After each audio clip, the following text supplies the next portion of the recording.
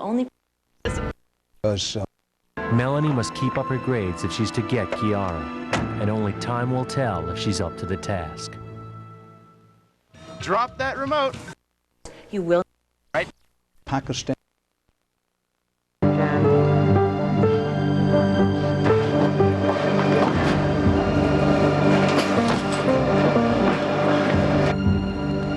Okay, stop that bag. If you look right behind my head, you can see some flames licking out of the roof there.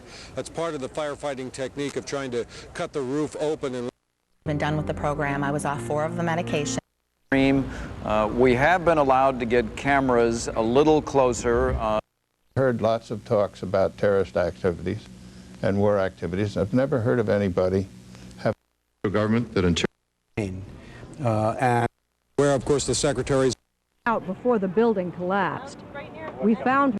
Personally believe that the defense endeavors to restore safety and security in this country. And everyone started running. But concern over this national trend. Just waiting for the call. If I can just help one person. Let children know that you're upset as they are. That part of the building, people had just moved out to get ready for the next phase of renovation. So their work is good. Minutes and you're already hitting. Already beginning. Do we need a declaration? Station. What they think that death will be, Larry? Operative in some didn't Vicinity. He is fearing the worst. And congested traffic empty. Thousands of commuters from New York's outer boroughs were left stranded in Manhattan. And mensajes fundamentales que él tenía que dar y los dio. Otro señor. when I was in the boot camp in the U.S. Turned to again for being with us. Now, one question at the very heart of today's attacks is right. The United States has to act. President Bush. Week on TV. Space. 2 of the 4 jetliners involved in today's attack used knives to overpower flight attendants and then take control of the cockpits. It obviously was all part of a highly coordinated strike with simultaneous breaches of security at 3 of the nation's busiest airports during the hectic morning rush hour. And the jets targeted belong to American Airlines and United Airlines, 2 of the most powerful symbols of U.S. aviation. American Flight 11, a Boeing 767, took off first at 7:45 this morning from Boston bound for Los Angeles. 13 minutes later, another 767, United Flight 175, also left Boston for L.A. At virtually the same moment, United Flight 93, a 757, took off from Newark for San Francisco. And to the south at Washington's Dulles Airport, another 757, American Flight 77, flew off towards Los Angeles. The first sign that anything was wrong was noticed by air traffic controllers, who watched the jets stray from their planned routes. This computerized radar path shows how the first plane, American Airlines Flight 11, climbed out of Boston and, as expected, headed northwest across Massachusetts. But watch what happened. As the plane entered eastern New York, it turned sharply to the south and headed straight for Manhattan. The 767 hit the World Trade Center at 8:48 this morning. And 16 minutes later, United Flight 175 delivered the second blow. The jets, fueled for cross-country flights, were filled with tens of thousands of gallons of volatile fuel. They were literally flying bombs, each with an explosive power far greater than the blast that leveled the Oklahoma City Federal Building. Based on radio communications from the planes, FAA authorities knew they were dealing with a terrorist attack and immediately moved to close New York and Washington airports. And for the first time in U.S. history, all flights across the country were grounded. The airport's being evacuated. They need to go home. But there were still 2 hijacked jets in the air, and one of them, American Airlines Flight 77, took aim on the Pentagon. It crashed in a fireball at 9:38. Meanwhile, the 4th plane, the flight from Newark to San Francisco, was heading west, and it traveled all the way into northeastern Ohio. The controllers monitoring radar watched as the jet then did a U-turn and headed back towards the East Coast. At 10:20, 2.5 hours after the 4-pronged attack was launched, the plane crashed in a rural Pennsylvania field. I happened to hear a plane come through. It sounded like it was running normally. When it come down over top of me, I seen it go nosedive straight into the ground down here. Everything was running fine on the plane, it sounded like. Authorities now say tonight 285 people, it seems, died aboard the airliners. And tonight all flights remain grounded all across the country. Now the FAA officials say they may reopen the national airspace tomorrow afternoon, but then again they may not. In any case, when the flights do resume, we're told we'll see an unprecedented level of security for U.S. aviation. But even then, it will not be an aviation system that's very well equipped to prevent suicide attacks. Dan? Bob Orr live in Washington. 285 now, the number of people aboard the hijacked planes and presumed dead. Dateline Tokyo, stocks in Tokyo plunged early Wednesday morning. Traders dumped shares at least partially, if not mostly, in reaction to the terrorist attacks. And Dateline New York City at this hour, a story that will make your spine tingle and the hair raise up on the back of your neck. Authorities say a Munhall, Pennsylvania woman called 911 shortly before 8 p.m. tonight, New York time, saying her brother was, quote, still trapped under 40 feet of rubble near the Forward Hotel in Manhattan. That's in the area where the World Trade Center's buildings collapsed. The 911 coordinator says the victim told his sister he was still trapped under the World Trade Center wreckage. He gave specific directions to where he was located and said he was there with 2 New York City police sergeants and was calling for help. They declined to release the name of the woman, and authorities in New York said they are aware of this report of survivors. Can they get to them in the rubble where they are buried? And if so, can they get to them soon enough? A reminder, you are watching continuing CBS News coverage of the attack on America. Now, we'll be back after a little bit. We give you that break for our stations up and down the line, and we'll give another break shortly on. During this minute, let us say to you that we know that there are 285 people aboard the hijacked planes. The belief is they are dead. The numbers of dead in the World Trade Center disaster area, unknown, and it may be unknown for days, although Mayor Rudolph Giuliani has said from mid-morning that we should be prepared for very large casualties. A union firefighters official said that perhaps as many of 200 firefighters may be dead, because many of them rushed to the scene immediately when the first plane cracked into the first World Trade Center building. And, well, his speculation was that as many as 200 may be dead. Unquestionably, some New York police and firefighters have lost their lives. We know not how many. At last report, dozens of New York City police officers were missing. Now, again, a reminder for our stations, you're watching continuing CBS News coverage of the attack on America. America under attack, a day and night none of us will ever forget. The worst attack ever on U.S. soil. It happened without warning. The government now on its highest level of alert. The president of the free world vowing that those responsible will be hunted down no matter how long it takes. We interrupt our regularly scheduled programming for this special presentation of BET News, Attack on America.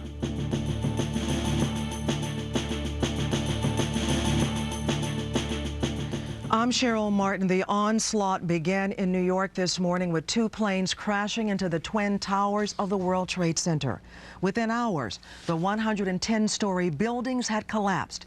And at this hour, rescuers are still searching through the rubble of the World Trade Center, which was destroyed in the attacks. About an hour ago, President Bush addressed the nation. He said the nation saw evil today, but said that while the blast shattered steel, it would not shatter the American resolve. Today, our fellow citizens, our way of life, our very freedom came under attack in a series of deliberate and deadly terrorist acts. The victims were in airplanes or in their offices. Secretaries, businessmen and women, military and federal workers, moms and dads, friends and neighbors. Thousands of lives were suddenly ended by evil, despicable acts of terror. The pictures of airplanes flying into buildings, fires burning, huge structures collapsing, have filled us with disbelief, terrible sadness, and a quiet, unyielding anger. These acts of mass murder were intended to frighten our nation into chaos and retreat, but they have failed. The attacks began at the start of the workday on the East Coast. It was just about 8:45 a.m. when the first hijacked jet crashed into one of the Twin Towers. 18 minutes later at 9:03, the second hijacked plane crashed into another tower. At 9:31, the president called the crashes an apparent terrorist attack. Minutes later at 9:43, a third hijacked aircraft crashed into the Pentagon. The Secret Service evacuated the White House at 9:45. Then at 9:50, one of the World Trade Center towers collapsed. That was followed 20 minutes later by the collapse of a portion of the Pentagon. Around that same time, a fourth hijacked plane crashed outside Pittsburgh. At 10:28 a.m., the second tower of the World Trade Center collapsed. And then, in his first talk to the nation at 1:04 p.m., the president vows to hunt down and punish those responsible. Soon afterwards, missile destroyers dispatched to New York and Washington. Then at 5:25, a third building in the World Trade Center complex collapsed. An hour and a half later, the president was back at the White House, and senators were gathered on Capitol Hill presenting a united front and vowing not to fold to terrorism. Now at this hour, there is still no guess as to the numbers of people killed. Firefighters in New York City say they may have lost hundreds of their own during rescue efforts. New York Mayor Rudolph Giuliani, however, says the death toll will be more than any of us can bear. Gretchen Carlson is in New York with the latest. This is the nerve center of the nation's military, the Pentagon, after a terrorist attack. The hijacked plane crashed into the building mid-morning, a time when many would be arriving for work. The Pentagon continues to smoke, and part has collapsed. There was no doubt about it. Whoever was piloting that plane was aiming for the Pentagon. Around the Pentagon and throughout the city, commuters jam local roads trying to get out of town. Many buildings were evacuated, and the federal government shut down. Members of Congress were rushed away. I think this is a wake-up call for America, a sobering call. In a city known for tight security, extra measures are being taken tonight. We are at threat condition Delta. That is the highest condition that we can go to. That is the absolutely appropriate thing to do given the events of this morning. The president promised there will be payback. Make no mistake, the United States will hunt down and punish those responsible for these cowardly acts. The president is returning to Washington, where he plans to address the nation tonight. Members of Congress are also planning to reconvene this evening. Their first order of business, a resolution condemning the attack. Aline Sergani, CBS News, Washington. There is speculation among terror experts tonight that the first attack was staged so that the world would be watching when the second plane hit. Joining us now is Omar Warsaw. He was just blocks from the towers when they were slammed into by the planes. Omar, thanks for being with us. Tell me what you saw. I was standing about 2.5, 3 blocks away from the World Trade Center, and there were groups of people on corners looking up at the sort of points of impact where you could see the fire coming out, and you could see where the plane had entered on one side.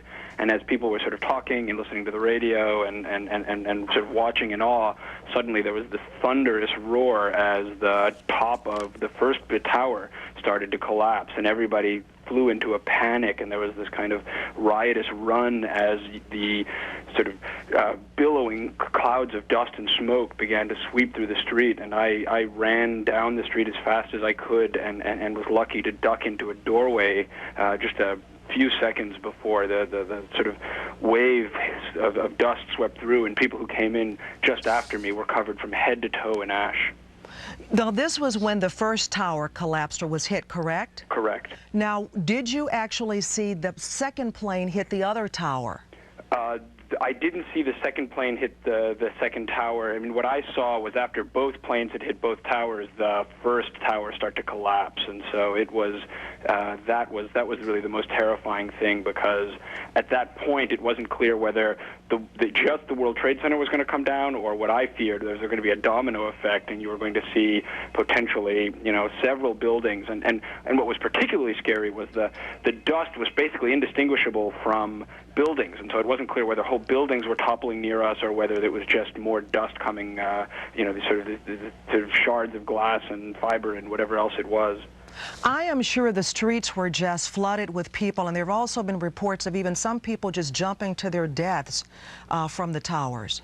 Yeah, when I was watching, I didn't see, from the angle I was at, I didn't see people jumping. I did see the fire coming out, and was able to, you know, get a sense of sort of how terrifying it might be. And it was particularly terrifying once the building had collapsed, and when you went back out, it was as if I had walked in the building, and 5 minutes later it was nighttime, because the entire area was just covered in soot and smoke. And so for the people inside the building, it must have been orders of magnitude more frightening. Talk about just the mood in New York City tonight. I'm sure there are many people, of course, who are concerned about their loved ones, the ones they have not heard from. Yeah, I came home to find probably 24 emails from people saying, you know, please tell me you're okay, or somebody saying, you know, I was about to open my office in the World Trade Center on Friday, and they were just laying carpet. So just you know, a lot of concern among neighbors, among people who are you know, just people you talk to at the supermarket. Everybody's sort of relieved to see the people who are alive, but of course there's so many who aren't, and so that's the other great trauma. And one of the wonderful things for me was to see how many New Yorkers rose to the occasion and were giving out water, or were helping people who were sick and ill, or were just sort of trying to be, you know, sort of good Samaritans, handing out face masks. But you know, that alone won't be enough. And then there is concern about the fate of those hundreds of firefighters who have gone unreported. They don't know where they are, or what their state is, as well as police officers. Yeah, from where I was standing watching the World Trade Center, there were probably a couple hundred cops and firefighters and other people just kind of around the perimeter, helping to keep civilians from kind of wandering into the area, average people. And I have to assume that some of those folks who were even, you know, not right in the building, but kind of at the perimeter, must have gotten caught in the downpour, because it was sort of, it went from being kind of casual, as people were essentially rubbernecking at this building, to being something very, very frightening, almost like a war zone. Anything else you wanted to add, Omar? I'm sure you had a number of close friends and acquaintances who actually worked at the World Trade Center. Yeah, I do have people who work there, and I you know, my heart goes out to their families, and I just pray that as many people got out of the building as possible. And I'm sure a lot of people are going to be fearful tomorrow. Do you think most people are going to stay at home, go to work, whether they work near the World Trade Center or not, or even they may be fearful to take the subway systems? Well, the subway, I think, was actually one of the safer places, oddly enough. New Yorkers are resilient, and I think, you know, it's going to be incremental. The subways are going to be phased back in some cases immediately, and others slowly. But I think you'll see a few people going to work tomorrow, and probably by the end of the week, the city will start to be, as much as it can, be a little bit back to normal. But the thing that struck me is our skyline is now different. I used to be able to see the World Trade Center from my apartment in Brooklyn, and I'll never see that again. What are your thoughts on everyone? There are some, of course, pointing the finger at Osama bin Laden, since he was unsuccessful in destroying the World Trade Center back in '93, and this being a symbol that maybe he was determined to bring down, the symbol of financial power in this country. I live actually in this neighborhood in Brooklyn, in a kind of a Muslim neighborhood, and I saw lots of other press around interviewing people, and you know, there was lots of assumptions when the Murrah building went down that it was terrorists from the Middle East, and I don't want to jump to conclusions until we have more evidence. There's a lot of indicators that it could be Osama bin Laden. You know, suicide bombers are something that we associate with the Middle East, but until we have more evidence, I think we should be careful, because we don't want to provoke discrimination against, you know, one group of people, or in any way promote hysteria until we know more information. Very good point, but how would you want, you are someone who had friends and loved ones and acquaintances there, what stance would you want the U.S. government to take? I would want us to be a relentless foe of terrorism. I would want us to do everything in our power to try and bring these people to justice. But I also think that what makes America great as a country is that we believe in things like due process, that we don't just kill people without sort of evidence that they're guilty, and that's what distinguishes us from these horrible people who did this today. So I would want the full force of the American country, the full force of the American military to come to bear on these terrorists, but I'd want us to do it in a way that always tried to make justice our core vision.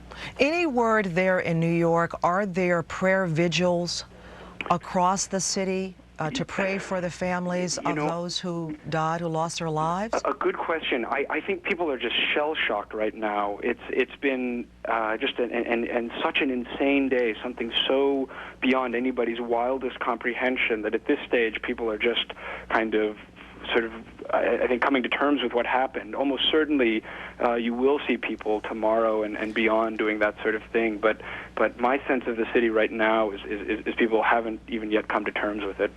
Omar Warsaw, thanks so much for your time tonight and just sharing with us what you saw and your feelings. Thank you for having me. Thank you so much with BlackPlanet.com. Thanks so much. Have a good night. Thank you. In Washington, D.C. tonight, a state of emergency is in effect, but officials are promising business as usual tomorrow. Despite the attack on the Pentagon, defense officials say they will be back at work and even held a news conference there earlier today. But now we go to our correspondent, Andre Showell. Andre? In the wake of all the destruction and chaos in the nation's capital, a sense of restrained urgency at area schools and hospitals. Hospitals that nurture healthy bodies and schools that nurture healthy minds. Public schools shut down here so that students can be home with their parents. Emotions are on edge. I'm very, very upset that this is going on. You know, the hit I made just, I'm just upset. I really don't even know what to say. I just want to get my kids from out of the school. The kids are scared in school, you know, it's a tragedy, you know, that the kids got to go through all this.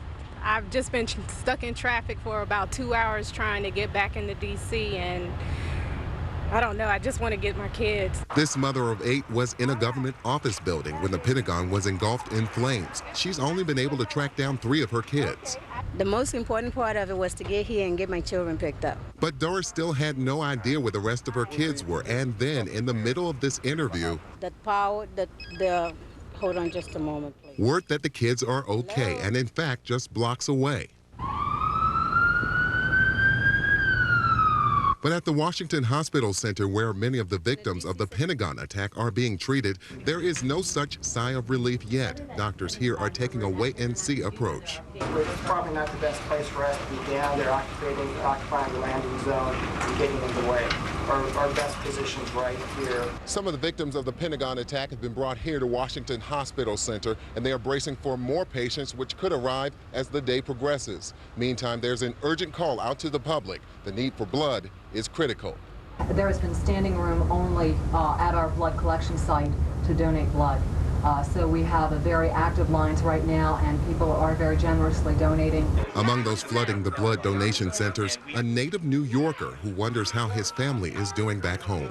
You can't do nothing else right at the time, so you figured if giving blood can help somebody else out, you know, that's hurt, then that's the thing I can do. But as the flames die and the dust settles, it becomes remarkably clear that the only thing that can be done is to wait and hope for the best. Andre Showell, BET News. Already more than 12 hours have passed since news of the attacks first came, but across the country tonight, the reaction is still the same as it was then, disbelief. BET's Sherry Richardson has more. This was the scene in downtown D.C. Police, fire engines, and their sirens blaring. Moments after a plane crashed into the Pentagon came concern there could be more attacks on the White House, the Capitol, or the Washington Monument. Police sealed off streets surrounding those potential targets and evacuated all major federal buildings. And just looking outside the window, it's just amazing to see folks just leaving the city in droves, almost something like out of a movie. But no matter how much people wished, this wasn't make-believe. It's real. Many were glued to TVs and radios searching for answers. Others couldn't wait to get home, creating gridlock not just on the roadways, but the airwaves. I've been trying to use my cell phone. It doesn't seem to be any good. All the services are busy. You can't get through. Either could Walter Coleman, who desperately wanted to talk to his wife. My wife worked over there, DEA building, over Crystal City. That's right by the Pentagon City. It took a while, but this newlywed couple in town from Venezuela finally got through to their relatives worried about them. But then came even more worry when a man threw a suspicious bag into the middle of the street. Stay away from the bag. Get back right now. As the man shouted, "Hallelujah," police brought in bomb-sniffing dogs to check it out. The good news, it turned out to be nothing. The bad news, what happened today on American soil, injured and killed thousands, going down in history as a day of terror. It's awful. That was Sherry Richardson. For others who were in the D.C. city limits this morning following the terrorist attack of the Pentagon, they didn't have time to pray. Rather, they quickly headed for shelter. Washingtonians found themselves right in the middle of a war zone. Craig Bell continues our coverage. When Secret Service agents blocked off roads, D.C. police rushed into action in an effort to keep order in city streets. Folks here in D.C. were stunned that violence has crippled their city. D.C. Mayor Anthony Williams calls this morning's attack a heinous act. All of us in the district are saddened by the loss of lives these acts have caused. Let us keep all the victims and their families in our thoughts and in our prayers. You don't expect something to happen like this, particularly on the morning that you just heading to work. I didn't even imagine or even thinking that something like this would happen because this is a very serious situation. So serious that government buildings were closed throughout the city because the threat of violence was still present. The city's transportation system halted, leaving many commuters stranded, in some cases for hours. I think under these circumstances, everything has been rerouted, so the buses are taking probably different routes than what they normally would. Around 1:30 this afternoon, Mayor Anthony Williams declared a state of emergency for the city of Washington, D.C. And at this time, it is unclear how long the nation's capital will remain at a state of heightened alert. Reporting for BET News, I'm Craig Bell. Joining us now in the studio tonight is former FBI agent Tyrone Powers. He spent 10 years with the Bureau as a special agent and is an expert on terrorism. Thanks so much for being with us. Glad to be with you. I am sure the average American was probably surprised at this attack and the fact that America came across so vulnerable, but it doesn't surprise you. No, I'm not surprised that we would be the target of terrorism. Of course, it's a shocking and tragic event, a loss of lives, but I'm not surprised we would be the target of terrorism. Terrorism is a worldwide problem, and America cannot really expect to be isolated from it completely. I think what may have shocked a great many people is that we rely so much on our intelligence agencies, the FBI, the CIA, and those particular agencies to protect us from terrorism. But terrorist groups, unbeknownst to most, or most of us, that they are extremely patient, they're logical, and they're rational in the sense that they choose their targets and they counter what they think that we're thinking at the time. So the fact that we may have thought that we were not susceptible to an attack was an ideal time for them to plan such an attack as they did today in New York and Washington. I think especially we didn't expect us to be so susceptible to an attack of our Pentagon, the symbol of our military strength. They were clearly sending a message there. Absolutely. The attack on the Pentagon was definitely, Pentagon was chosen as a symbolic target to strike at our military and to let them know that they are vulnerable to terrorist attacks. And the attack in New York, obviously there was an attack on New York in 1993, and during that attack, if you remember, that it was conducted by striking at the base of the World Trade Center. And one thing about terrorists, and one thing that we have to remember, that they are intelligence in the sense that they watch the news coverage of that particular event. We talked about how well anchored the World Trade Center is, and if that was to be a target of financial and economic power of the United States, then the next attack obviously could not be conducted in the same manner, and it was conducted up high because the objective in the 1993 attack was to bring the towers down. And then in 2001, this particular attack, which doesn't mean the groups were associated, it just means that they are intelligent enough to learn from past experiences. That they had to use a different approach. Exactly. This was very complicated. deliberate, well thought out. In your opinion, how long do you think the terrorists were planning something like this? Well, they could have been planning it for years. Certainly, even with the initial 1993 World Trade Center attack, the information showed that they had people in the country for at least a year planning that particular attack, taking dry runs into the World Trade Center. And with this particular event, the same thing had to happen. You had people who actually piloted airplanes, who knew the navigational charts, who knew how to take a plane from the route that it was heading on, take it into New York City at a specific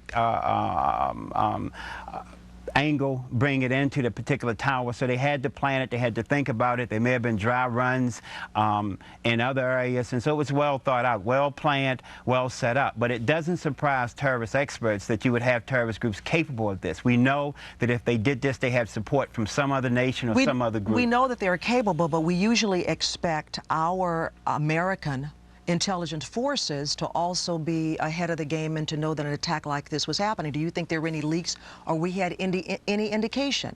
Well, I think we had some indication that there would be a terrorist attack. We have certainly looked at the broader picture of the world and see that based on what is going on in the world, we are susceptible to an attack. Whether we anticipated it coming in this way is the big question, and I think that there'll be a lot of people who will have to answer that question eventually at the FBI and the Central Intelligence Agency. There'll be a lot of people who lose their position in those particular agencies because our human intelligence, not the satellites, because they can't anticipate and know when this kind of action is going to happen. Our human intelligence, our informants were not in place to indicate that this was about to take place, and that will be a major source of investigation and will be a major source of some ridicule when this thing is all hashed out in the end. Do you think that America, as far as you know, has really taken advantage of the knowledge and skill of Secretary of State Powell? We haven't seen a lot of him today. We've had some comments from him. Absolutely not. I think this, if you're going to have Colin Powell as part of your administration, not only this event, but leading up to this event, Colin Powell have the ability, he's intelligent enough to know what is going on around the world, and unfortunately this administration have kind of relegated him to the backstage. He was nowhere near the country today, actually, when this particular event happened. He was brought back at a later date. So I think that if they bring Colin Powell into the fold, I think he had rapport with these particular countries that may be involved, that we suspect may be involved, but even those countries now didn't feel like really they could talk to Colin Powell, or that he had any power to influence this administration one way or the other. So they didn't see him as a valuable entity to talk to this administration. And then, so you have this particular event and you have no context. The intelligence community weren't prepared to handle it. The Secretary of State is seen as powerless by some of the nations because they understand that Bush had relegated him to almost a non-entity in the administration. And so you had a situation like this. Some are concerned about what appears to be lax security at these airports. Is this justifiable? Or if these people are determined no matter what you do, they're going to still get a crack in the system? Well, certainly we could probably always increase security. Those are those concerns, but we are a democratic nation, and you don't want to take away all the freedoms, because then there's such a thing as provocative terrorism, and then they create the kind of country that they want us to be. But on the other hand, you can, if terrorists are determined to mount an attack on some particular target and they're willing to die for a cause, which is a little strange to us, then you really can't stop them. The only way you can stop them is to have that human intelligence in place to know what they're going to do before they do it. But in reality, you can't set up a security system that's tight enough to prevent every possible scenario of a terrorist attack in the United States. One question that's probably on the minds of most Americans, this happened to many of us unexpected, the fear that maybe this could happen again in a week, a couple of days, in the next 6 months. What do you do? How do you allay that fear? And would they stage another attack like that so quickly? I don't suspect they would stage another attack so quickly. Terrorism is two-pronged, physical and psychological. And the psychological is always related to the element of surprise. And the element of surprise would be clearly gone now in the next week, the next 2 weeks, even as we go and search out to find out, try to find out who perpetrated this particular event. The element of surprise is gone. The psychological effect, the element of surprise, because the primary target actually are the people who are not hit during the terrorist attack. They want to influence the rest of the nation, to put us in a state of fear, to have martial law declared, to have certain constitutional rights taken away, and that kind of effect is what they're looking for. So the element of surprise is actually gone now, so I don't think we will see an immediate repetition of what we've seen today. But again, terrorists plan years on out, and so we never know what we'll see in years of the future. Tyrone Powers, terrorism expert, thanks so much for being with us. We hope to get back to you before this program is over tonight. Well, thank you. But right now, we want to go to Reverend Al Sharpton. He joins us live from New York City, the center of today's terrorist attack. Reverend Sharpton, thanks so much for being with us. Thank you. Where were you when you got the word and when it actually happened? Well, actually, today was a primary day in New York, and I was at a subway stop campaigning for the candidate that I'm endorsing for mayor of New York. And when we heard about the first plane crashing, rushed into a restaurant and began watching it on television. And then a few minutes later, the second plane crashed live. So it traumatized the whole city. Needless to say, there are people that are still in shock. Just coming to the studio tonight, it's almost like a ghost town in downtown New York. Clearly, people are traumatized. We've had people come by our headquarters at National Action Network all evening, some still not being able to find members of their family that work down at the Trade Center. This is a very traumatic and extremely alarming event. And I agree with your guest, and I think that one of the things that we have to deal with is the human intelligence factor, which the president did not address. But a lot of that also emanates out of a no-talk policy. And I think the reduction of Secretary of State Colin Powell in the eyes of the world, which I think has been humiliating for him, is something that feeds to people feeling that they can go forward and cost innocent human life at the expense of a foreign policy that appears to be less than open to various segments of the world. They've reduced Colin Powell from a Secretary of State to a receptionist at state, and I hope that they will see the error of their ways as we try to heal the wounds and go forward and have a better strategy toward dealing with the world and securing American citizens who clearly are being targeted now for policies beyond their control. What is your response to many on Capitol Hill, including former President Clinton, calling for a solidarity of support, bipartisan support, in light of this attack so we can show a unified force? Well, clearly, I think solidarity is in order because the people that were killed today and their families are together. And there was no discrimination between who would be targeted. They didn't choose between whether it was going to be members of a political party or an economic group or racial group.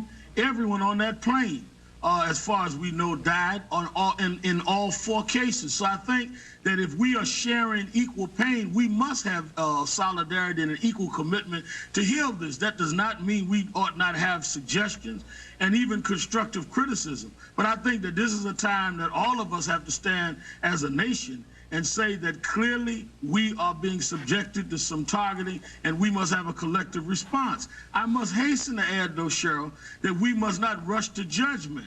We must not assume in the first 12 hours that the people that are being identified as the possible suspects are in fact the ones that did it. I remember when there was the bombing in Oklahoma City. The first 24, 48 hours, we heard all kinds of groups mentioned. We find out, unfortunately, later, they were American citizens. So I would hasten to add that no one has, as far as we know yet, taken credit for this, and certainly no one would want to take credit for it that was sane.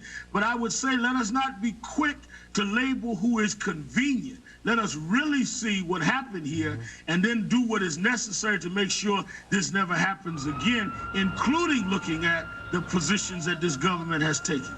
Reverend Sharpton, you mentioned, in addition to us not rushing to judgment, what else do you think the U.S. response should be? And also, what should the U.S. do to make sure this does not happen again on American soil?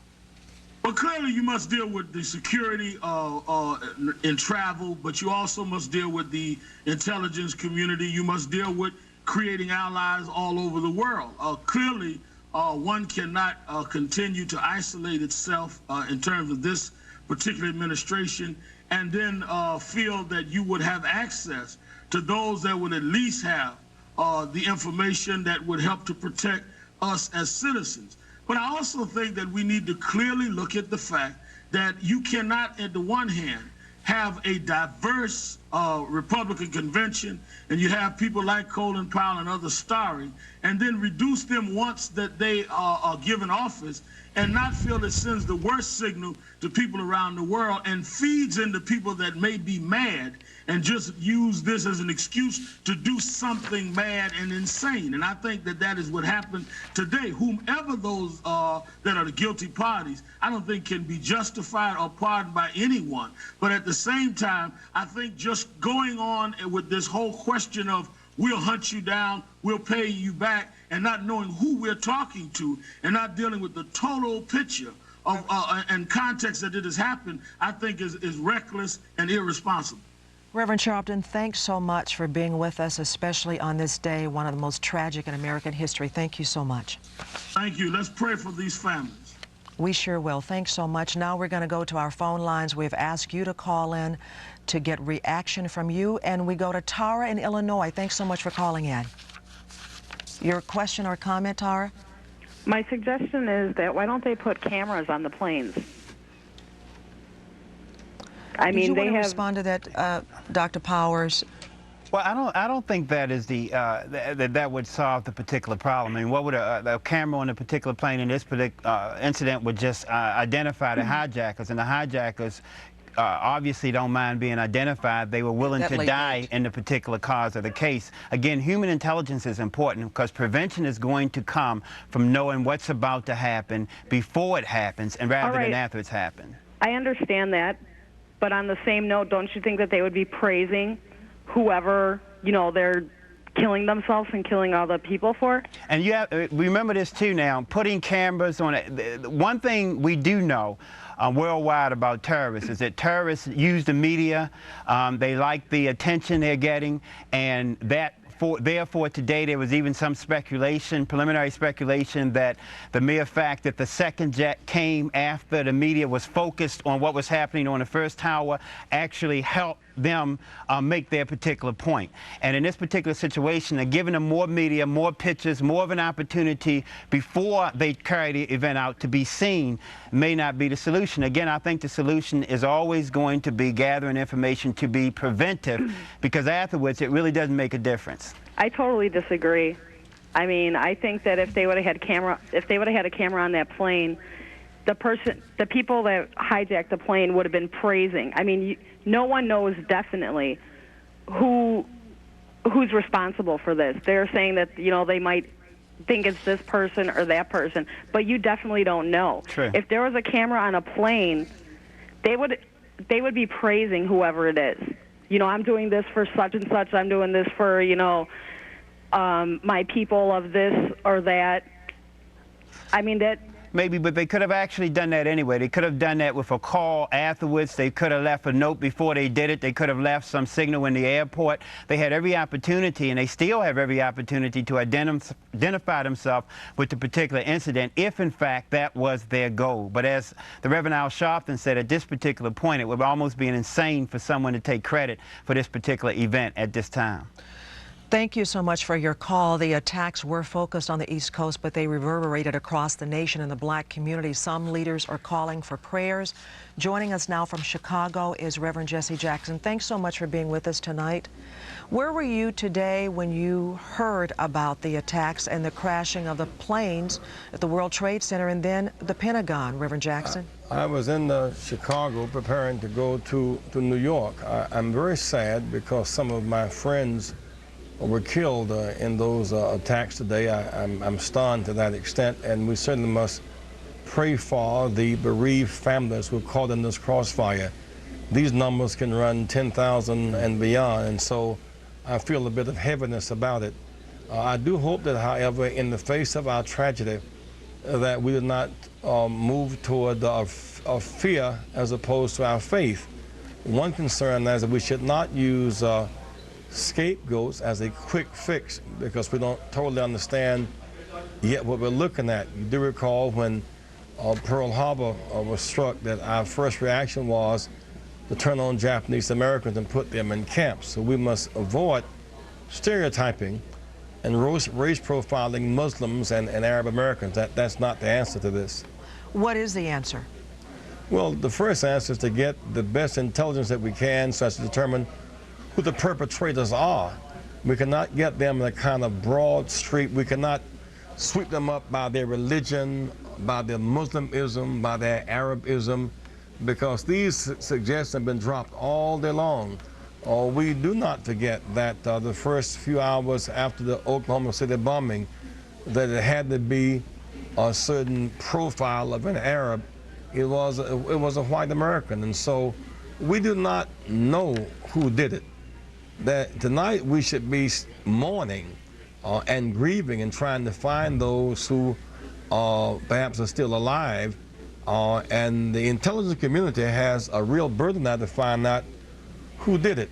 But there's also a sense here in which there's a growing sense that our isolation is leading to other people's alienation, and fear and hatred is turning into violence. So we must think of some way to approach it, I think, Cheryl, more appropriately. But tonight, let us mourn and pray and fast together. Is there a fear on your part that this is only the beginning of terrorist attacks here on American soil? It could very well be. I think some people are breathing a sigh of relief much too quickly, because given how devastating, you think about, they hit the heart of capitalism, right? I mean, Morgan Stanley, Solomon Smith Barney, these giants came down today in these Twin Towers. Then they hit the heart of our military system. They hit right in the heart of our Pentagon, as in right in your face. And they did this without any resistance on our part. I get the impression tonight that people are calling for more weapons and that cannot defend us. We need to look at what could we have done to defend ourselves from this attack. I'm afraid Star Wars could not have protected us from this attack. So as we go forward, let's go through it with a clear head, a clean analysis. But tonight, let us mourn and pray and fast for those families who are trapped in this vicious, violent crossfire. Let's go back to something that you said a few minutes ago. You talked about America's isolation. What did you mean by that? Well, you know, a few months ago, the Europeans basically voted us off of the Human Rights Commission because of our position on capital punishment, our insistence upon it, the Kyoto Treaty, our environmental position, and our insistence upon reviving Star Wars. So we were isolated from the Europeans. In the Middle East, as opposed to seeking to convene Arafat and Sharon and move toward a truce and toward coexistence rather than co-annihilation, we've more or less taken sides. We've stepped away from being a reconciling force there. Last week at the conference on racism in South Africa, we walked away from that. So one sees a pattern here of isolation and people feeling alienated and a certain kind of anger. I'm convinced we still must use the diplomacy of engagement as opposed to disengagement. We cannot lead from the rear. We must lead by being involved, ensuring that in addition to having power, we also care about people whose backs are against the wall. Do you expect this administration, as a result of this, to be more engaging instead of being more of an isolationist, as you say? Well, we certainly must become more engaged, because clearly we have the most powerful military in the world. But we also tonight have the biggest tragedy in the world. So our ships that are bombing Vieques couldn't protect us today. Our missiles that we want to scuttle and get some new ones couldn't save us from being hit in the Pentagon today. So whatever we do get militarily, it must correspond with the real threats and not imaginary threats. Reverend Jackson, before we go to this package, let me just ask you, what will you be doing in the next couple of days? And I'm sure you're probably readjusting and rearranging your schedule. Well, reaching out to family members and having prayer with them, preparing to rescue those who are sick, preparing to do the funerals of those who are known to be dead, and hopefully that word said during this period will not complicate nor compound a very difficult situation. On the one hand, we hope that this is the 9th, 11th. This is 911. September the 11th, 911. Maybe that's a signal. But I tell you what, I hope that today is that day only, because We do not know yet whether or not this is the first day of a long traumatic period. Let us pray and hope that the terrorism that we've seen today does not go beyond today. Jesse Jackson, thanks so much for being with us tonight. Thank you. The attack prompted a first for the nation's airlines this morning. The FAA grounded all flights in and out of any U.S. airport. That left some airports looking like ghost towns, while others were packed with tourists with nowhere to go. BET's Barbara Gaucher joins us from Atlanta with more on the scene at Hartsfield International Airport. Barbara, thanks for being with us. What was it like in Atlanta today at the airport? Well, I can tell you, Cheryl, it's certainly an eerie feeling at Hartsfield International Airport tonight. It's still an overwhelming sense of shock and disbelief here. For the first time, perhaps ever, certainly the first time that anyone can remember, this airport is completely closed down tonight, and most others across the country as well. All air travel in the U.S. has been grounded, as you said. Officials say the earliest flights will resume will be noon tomorrow. Thousands of air travelers across the country are affected tonight. Airport officials here in Atlanta estimate 30,000 travelers here alone were stranded. Now, most of those people have left the airport at this point and are either at the local hotels or have found other ways to get to their destinations. The lines at the car rental agencies were extremely long as folks look for another way to get to where they needed to go. Airports nationwide are on heightened security. We have seen bomb-sniffing dogs here all day long, and tonight there are dozens and dozens of police officers outside of the airport, and we are told any remaining passengers here at the airport will be asked to leave or are being asked to leave at this point. The airport will close while officials do a security sweep of the entire facility. Again, they don't expect this airport to reopen before noon tomorrow, and that would be the earliest we will see any flights getting off the ground at any airport anywhere in the U.S. Now, Barbara, maybe you can tell us, was there a sense of cooperation with a lot of the people who were flying? A lot of times passengers can get quite testy when their flight arrangements have to change. What was it like today? People were very cooperative. I mean, I think folks were, as I said, there's still this overwhelming sense of, I cannot believe this has happened, and I think people were certainly wanting to be safe than sorry. Emotions have been running the gamut here in Atlanta as well. I think there's an overwhelming sense of sadness. There's also a lot of anger. Talk radio stations here in Atlanta have opened up their phone lines tonight to give people a chance to vent and express their feelings. A lot of people are talking about swift retaliation for those responsible. Others have gotten together to pray tonight, and some folks say that's what we need to be doing at this point.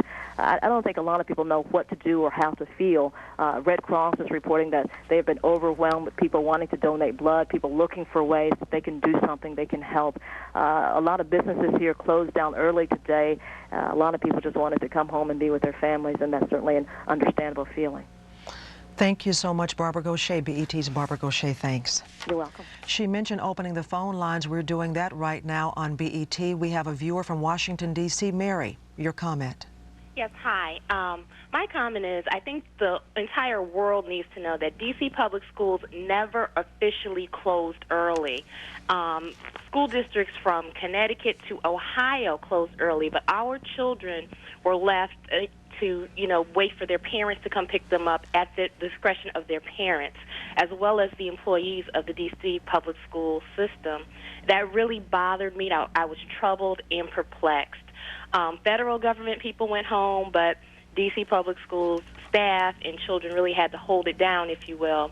It was a traumatic experience for everyone involved. I work for D.C. public schools. I know the children in Prince George's County, Maryland, and in Montgomery County, Maryland, our neighbors got out early, and those children were traumatized. So imagine being, 2 to 7 miles away from an actual bombing and having to stay in school. Mary, thanks so much for your comments. Thank you.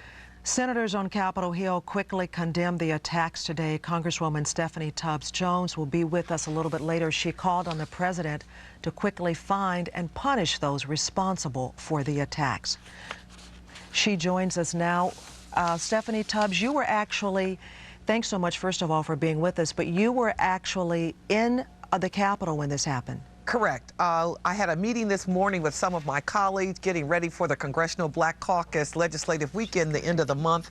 And then I was in a meeting with the small business administrator discussing opportunities for minority businesses with my colleagues, and someone came into the room and said they're evacuating the Capitol, the Pentagon has been hit, everyone go outside. And along with my colleagues, we left the building and went out on the street. Were moved from actually the grounds of the Capitol, asked to move across the street.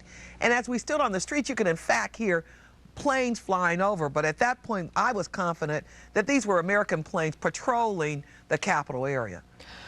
Delegate Eleanor Holmes Norton is also with us. She represents the district. Many were, of course, shocked and dismayed by what happened with the World Trade Center. But then when we saw an hour later that our own Pentagon had been hit, your reaction to that, Delegate Norton? Well, I have to tell you, I'm a native Washingtonian who was a little girl during World War II. I never felt vulnerable, even though there was rationing and occasionally an air raid. I had to become a grown-up woman and a member of Congress before I felt vulnerable in my own country and in my own city. There are many of us, especially on two of the committees I serve, who have been warning our country that we are not taking the real enemy seriously, that the real enemy was not missile defense, but terrorism. Our country is unprepared to meet terrorism, and we learned that tragically today. But a lot of Americans would say that the defense budget is huge. What else needs to be done? Are we talking about pumping more money into the Defense Department? Where are we lacking? I certainly hope not. We are having a debate as I speak in the Congress that is quite irrelevant to the worst attack we have seen on our shores in American history by a foreign power. We are having a debate on missile defense. We have had no debate on how to combat international terrorism. We have not taken it seriously. In two of my committees, there is a bill before us, which has not even made its way to the floor, which would have us coordinate 40 agencies of the federal government which have one or another aspect of preparedness for terrorism. So we are at the level where we are not even coordinating this very important issue, much less preparing to do something about it. And why have we been negligent in this regard? We have been negligent, in my judgment, because we have been fighting the last century's war. We are fighting wars with missiles. We're fighting wars like the war we are now helping to fight with NATO in Bosnia. We are not fighting the war of the 21st century, and we learned today that that is a war not waged by nations, not waged by an enemy with traditional weapons, but indeed waged by an enemy whose name we do not know and who is prepared to commit suicide. We have no idea what to do with that enemy. Tyrone Powers, let me bring you in on that. What is your response to what Delegate Norton has said, that we're really fighting a war from way back and we have not been focusing on how to combat international terrorism, and that's one of the problems? Well, I agree with her to an extent. I think we certainly know how to fight international terrorism. We are all over the world. There's part of it that's a little bit of an arrogance. We believe that if we have a strong military power, that no country would dare do this to us.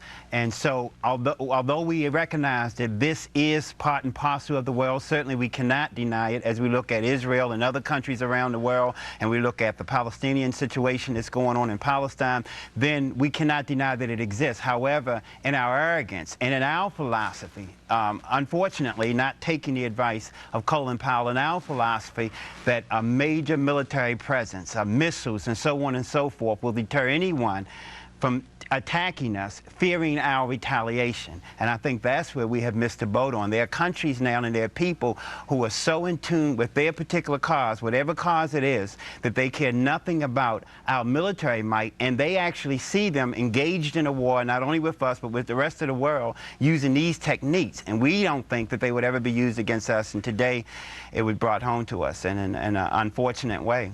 Congresswoman Tubbs Jones, I wanted you to respond to that. What about the Americans' arrogance that Tyrone Powers just talked about? Is that a factor? I was going to say that I agree with him. Earlier this year, I was in Hawaii and had an opportunity to tour Pearl Harbor. And at the same time, the movie Pearl Harbor came out, and it brought home to me the arrogance of the United States when that event happened. And today reminded me somewhat of that, that we are an arrogant nation to believe that this would not in fact happen to us. In fact, earlier today off the camera, we were talking with Dr. Powers about this whole event, and one of the things that he said earlier, and I don't know if you said this on air already, Dr. Powers, was the fact that we really broadcasted to the terrorists that you couldn't bring down the World Trade Center with a bomb, and that you had to hit it from the top. And look what happened. They hit us from the top today.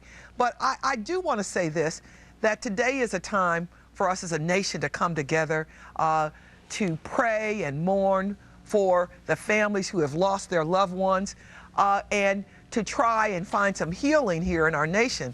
But we need to move forward to make an assessment of what has happened here in our country and to assess where we go. Earlier, someone asked me about spending more military dollars. I'm not suggesting that's what we should do. What we need to do is assess where we're spending the dollars that we are spending and figure out a better program and a better plan and get away from some of the arrogance that we do have as a nation with regard to whether someone will attack us on our own soil. Delegate Norton, earlier today, former President Clinton, who is in Australia, urged Americans to rally behind President Bush in the aftermath of the terrorist attack, and there is no room for second guessing. Do you expect the Congressional Black Caucus, as well as other Democrats, to rally behind the president as a sign of solidarity? I certainly do, and I think tomorrow you will see the entire day devoted in the House and Senate to speeches by members of Congress, and you will see everybody begin by indicating we are one nation, we are united. When you attack one of us, you attack all of us. This is war, and make no mistake about it. We got to send that message. On the other hand, these speeches are going to not stop there. These are not simply going to be speeches like the president's speech, it seems to me, appropriately was today. I intend to go on the floor, for example, and talk about a bill I introduced and will be introducing again this year called the Open Society with Security Act. We do not know how to maintain an open, flexible, democratic society while making sure that society is secure against terrorism. That is a very hard thing to do. We haven't tried to bring the best minds together to figure out how to do that. So the kinds of things we do are close down Pennsylvania Avenue. Well, we would have done it that way 100 years ago. We are not coming to grips with what it takes to live as a free society in a world where a few individuals can come up and blow up major parts of your society and leave you wondering what happened. If you can just stay with us, we do want to go to a phone call from a viewer, Boyd in Maryland. Or Boyd in Massachusetts? I'm in It's Maryland. Okay, Boyd? Yes. How you doing? And I don't know your last name. I'm just going to say I do enjoy watching you and listening to you. I think you're very intelligent, and I appreciate your not backing down and asking the real questions. You stay with them, and I do appreciate that. It gives good commentary. The thing I wanted to comment about is Pat Robertson that made comments on a recent one of his broadcasts, the 700 Club, that the United States would have a serious price to pay in some sense within the next 2 weeks. This is on a broadcast within the last week or so. And he said specifically within the next 2 weeks, the United States was going to, something was going to be brought to bear against the United States. Now, I know he comes from a religious angle, and he speaks that these times are signs of revelation and so forth. And I'd like one of the reverends to comment, if they're still there, that are these times, I mean, we talk about in God we trust, but nobody here has spoken about God at all. Everybody has really spoken about is what they're willing to do from a man's standpoint. That's not true. I think that Reverend Jackson talked about praying. I specifically said we need to mourn and pray for the people who have been particularly impacted by what's going on, what happened in our nation today. I think if you listen in closely, everyone's been talking about the need to be prayerful in this instance, because if you are a spiritual person, as I am, you know that everything is in the hand of the Lord. But in addition, my belief also is that to believe that God's going to do everything while we do nothing is not faith but superstition. So we have to move on both tracks with regard to these issues. We go to Janae in Pittsburgh. Janae?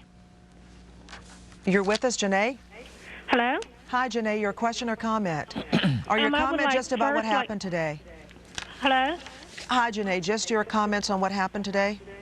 I would just like to say that I think our government or our president, whoever, may have received a letter from the terrorists but didn't take it seriously. And I would like to ask if they think going to war will solve this problem. Is war imminent, Tyrone Powers? Well, I think it's extremely important that we identify who did this. We cannot jump to conclusions, and the emotional reaction is for us to go and attack someone. The revenge factor, the blood is boiling down because of this extremely tragic event. But what is significant is that we find out exactly who committed this and then react to that particular group, because otherwise we could end up in the midst of World War III. If we decide for some emotional reason to go and bomb Palestine and then get Syria and Egypt and Saudi Arabia and Iraq and Iran involved, and we could end up in a major battle, and we don't want to do that based on emotionalism. Again, I've said before, this is a perfect time to listen to a former Joint Chiefs of Staff who has had the ear of leaders throughout the world, and we cannot afford to relegate him to this position. The key to this event is that this is a tragic event. There are children who have lost their parents today. There are houses in New York and in Washington where there's extreme mourning going on. But if we don't get the lessons out of this particular event, it will happen again, and we must, besides just the revenge factor, besides just the blood that's boiling for us to go do some more killing, we must pick up the lessons and say, how do we prevent this in the future? And also, what is our role as a superpower, considering the only superpower and the rest in the nation, in the country, or in the world today? You mentioned that we need to make sure that we're not operating on emotions, but let's say it becomes very clear through intelligence information who is responsible for this, and I ask both of you, the members of Congress, would you be in favor, do you expect then for the next step to be for America to go to war? Delegate Norton and Congresswoman Tubbs Jones. I think we've got to decide what is the appropriate reaction. I do expect there to be a reaction. The one thing we want to avoid is bringing the kind of tit-for-tat violence that we see in the Middle East to this country. But a great power does not allow itself to be hit this way at home and say, oh, well, we'll have to wait and see what happens. That doesn't say that what you do is to go bomb somebody. It is going to be very difficult to figure out who did this, and then after you think you know who did it, to decide what of several things is the best way to send them a message so they will not do it again. And that is a major strategic question which I think none of us can answer, knowing as little as we do, having as little intelligence as we do about how this event occurred. Congresswoman Tubbs Jones, you want to add anything to that? I do want to add something. You remember last year when the question was whether or not we should use ground troops in Bosnia, and people were trying, the Congress was asked to pass a resolution giving a sense of Congress with regard to or whether we should inhibit the president from using ground troops. I said then, and I say this today, that I am not a military expert. I will leave it to the good judgment of the people who are in charge of the military, the Joint Chiefs of Staff, to make a recommendation to me as a member of Congress, and weighing all the options that they give to me, then I will make a recommendation. But to sit here and say we should go to war, I think there should be a response, but I'm willing to wait this out, make an assessment, and then make a decision. Representative Stephanie Tubbs Jones and Delegate Eleanor Holmes Norton, thanks so much for being with us tonight. Thank you. Just to recap the events that happened on this day, one that we will never forget. Attacks began at the start of the workday on the East Coast. It was just about 8:45 when the first hijacked jet crashed into one of the Twin Towers.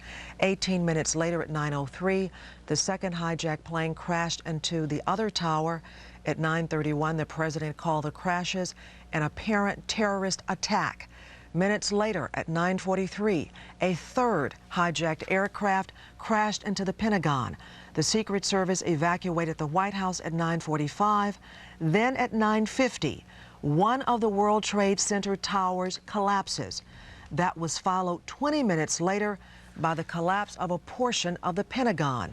Around that same time, a fourth hijacked plane crashed outside Pittsburgh. At 10:28, the second tower of the World Trade Center collapsed, And then in his first talk to the nation at 1:04,